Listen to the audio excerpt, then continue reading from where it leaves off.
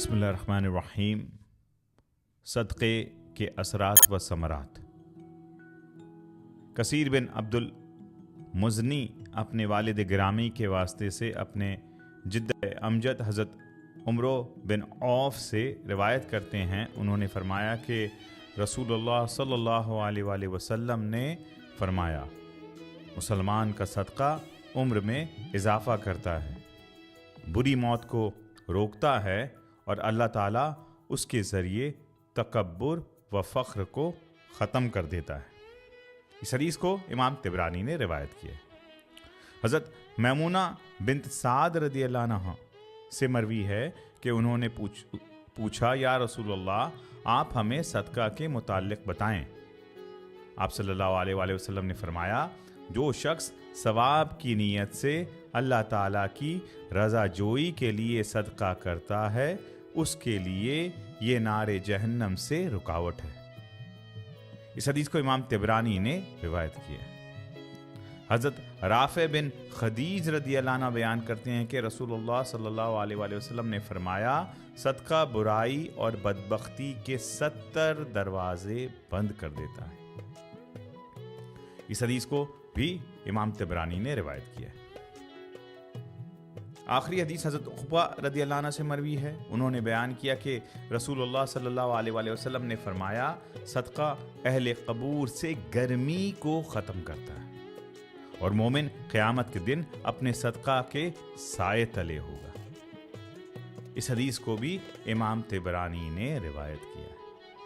اور ان ساری حدیثوں کو حضور سیدی شیخ الاسلام الدکتور پروفیسر ڈاکٹر محمد طاہر القادری مدد اللہ علیہ نے الثمرات فی فضائل صدقات میں، فضائل صدقات و خیرات کا بیان میں 40 جو سلسلہ والی ہیں اس میں جمع کر دیا۔ حدیث کا نمبر ہے 11، 12، 13 and 14۔ اب آئیے ان احادیث مبارکہ سے حاصل ہونے والے چند نکات کی طرف چلتے ہیں۔ پہلی حدیث میں رسول پاک صلی اللہ علیہ وسلم نے صدقہ مسلم کے 4 اثرات، 4 effects, 4 reactions. Every action has a reaction, every cause has an effect. So 4 responses بیان کیے ہیں۔ کوئی صدقہ کر دیتا ہے تو 4 اس کے اثرات ہوتے ہیں۔ نمبر 1، صدقہ کرنے والا کی عمر میں اضافہ ہو جاتا ہے۔ اب سوال یہ ہے کہ ماں کے رحم میں ہی ہماری عمر لکھ دی گئی ہے، تو پیدا ہونے کے بعد عمر میں اضافہ کیسے ہو گیا؟ اس کے 3 جو ہیں مفہوم بیان ہوئے۔ نمبر 1 کہ اس شخص کے وقت میں برکت دے دی جاتی ہے۔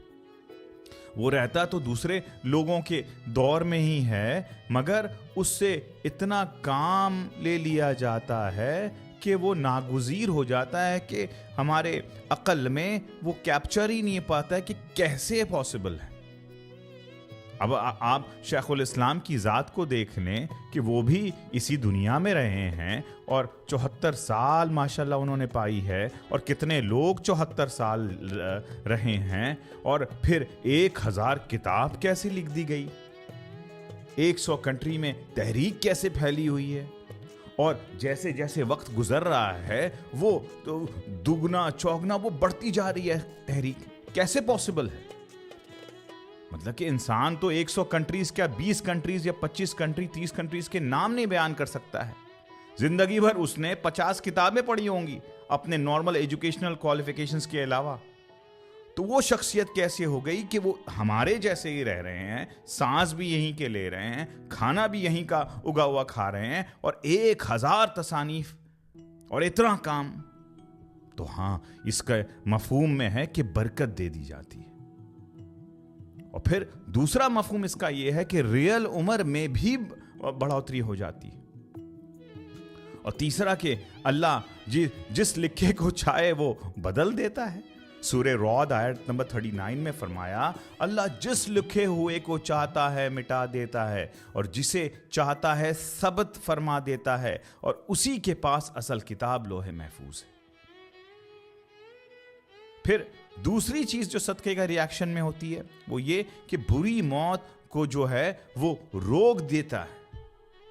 اب آپ دیکھ لینا کہ بری موت بہت سارے اینگل سے ہوتی ہے۔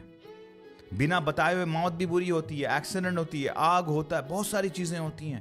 تو اللہ تعالیٰ صدقہ کے ذریعے بری موت کو روک دیتا ہے. نافرمانی کی صورت میں موت کا آ جانا ساری بری موت کا مفہوم ہے. اور تیسری چیز، صدقہ کرنے والے سے تکبر جو ہے اس کو ختم کر دیتا ہے اللہ. اب آپ دیکھ لیں تکبر کو، ذرا دیکھ لیں. کسی کو اللہ نے توفیق دے دی، اچھی نسل میں پیدا ہو گئے، اس کا تکبر. کسی کو اپنے واسطہ وسیلہ ہونے کا تکبر، کسی کو اپنے پیسے کا تکبر، کسی کو اپنی خوبصورتی کا تکبر، کسی کو اپنے علم کا تکبر، کوئی فورن گیا ہوا تو فورن میں رہنے کا تکبر. یہ تکبر یہ جو میں ہے، بس میں کی بت کی جو ہے وہ انسان جو ہے طواف کرتا ہوتا ہے. کبر جو ہے وہ روحانی بیماری ہوتی ہے، اور تکبر اور فقر، یہ عجب، یہ روحانی بیماری ہوتی ہے. اب دیکھ لینا کہ آقا علیہ السلام ایسے طبیب ہیں، ایسے اعلیٰ تر طبیب ہیں کہ وہ بیماری بھی بیان فرما رہے ہیں اور اس کا میڈیسن بھی بیان فرما رہے ہیں کہ صدقہ جو ہے وہ تکبر کرنے والے کے تکبر کو مٹا دیتی ہے. اب آپ دیکھ لیں کہ یہ ساری ریاکشنز ہو رہی ہیں. اب آئیے دوسری حدیث مبارکہ میں آقا علیہ السلام نے فرمایا کہ جو شخص ثواب کی نیت سے اللہ تعالیٰ کی رضا جوئی کے لیے صدقہ کرتا ہے، اس کے لیے یہ نار جہنم سے رکاوٹ ہو جاتی ہے، جہنم کے آگ سے رکاوٹ آڑ بن جاتی ہے. تیسری حدیث میں فرمایا صدقہ برائی اور بدبختی کے 70 دروازے بند کر دیتی ہے. اور گرینڈ شیخ حضرت خواجہ معین الدین چشتی اجمیری رحمۃ اللہ علیہ سیڈ، اور آپ نے کیا ہی فرمایا کہ بروں کی صحبت برائی سے بدتر ہے. کیونکہ اگر بروں کی صحبت میں بیٹھو گے صبح شام تو اتنا آئیڈیاز آئیں گے برائی کے، ایک برائی کر لیتے تو وہیں ختم ہو جاتا، مگر یہ جو صحبت میں بیٹھ رہے ہو تو یہ برائی سے بھی بدتر ہے. وہ کنٹینیوس جو ہے یہ پروگریسو ٹینس ہو جاتا ہے. اور پھر فرمایا کہ نیکوں کی صحبت نیکی کرنے سے بہتر ہے. اچھے سنگ رہیو تو کھئیو بیڑا پان، برے سنگ رہیو تو کٹئیو دونوں کان. پھر فرمایا if you want زندگی میں برکہ then follow the sunnah. If sunnah is gone from your life then barakah is gone from your life. اگر کسی کو کوئی یہ کمپلین کرتا کہ میری زندگی میں برکت نہیں ہے، وہ ذرا صبح شام دیکھ لے کہ کتنی سنت میں، کیا اس کی صبح ہوئی ہے سنت میں، یا وہ 10 بجے 11 بجے اٹھ رہا ہے، کیا اس نے پھر زندگی دن بسر کیا سنت میں؟ نہیں ہے، تو پھر وہ بڑے خسارے میں ہے. والعصر ان الانسان لفی خسر. اور اگر برکت چاہیے، اگر زندگی آقا علیہ السلام کی امت جیسا بسر کرنا ہے تو پھر سنت میں آ جائیں اور اپنی زندگی کو خسارے سے پروفٹ کی طرف لے کے آ جائیں. اللہ رب العزت کی بارگاہ میں دعا ہے کہ اللہ ہمیں صدقہ کرنے، صدقہ کے لیے وسیلہ بننے، صدقہ کو آگے پھیلانے اور اس بات کو مشہور کرنے اور اس کی ترغیب دینے کی توفیق عطا فرمائے. آمین بجاہ سید المرسلین.